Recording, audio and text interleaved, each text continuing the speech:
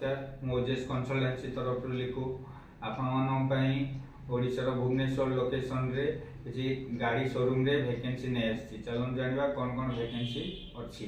Fast तो salesman रोची जहाँकि पुओ एवं झील पिला मिनिमम क्वालिफिकेशन +2 ग्रेजुएशन थिबा दरकार। गाड़ी आपण पाखे बाइक हो स्कूटी हो अवेलेबल थिबा दरकार। सैलरी भल रोची जहाँकि 10,000 रु नहीं 15,000 मध्य इनसेटिव रोची।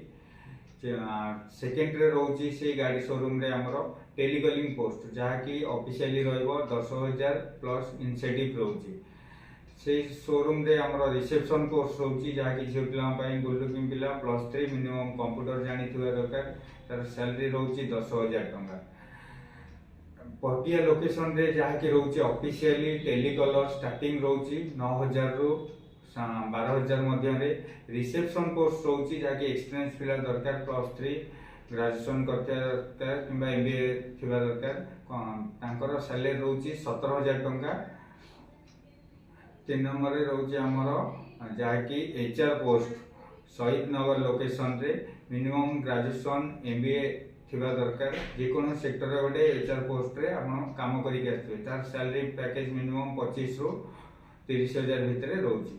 जो पिला माने ए जॉब गुड़ी करने को इंटरेस्टेड अच्छा अधिक डिटेल्स जानापी आमर स्क्रीन रे नंबर दि जाइए कथा डिटेल्स जानी ऑफिस रे जोगाजोग कले आप सब जॉब पाइपर।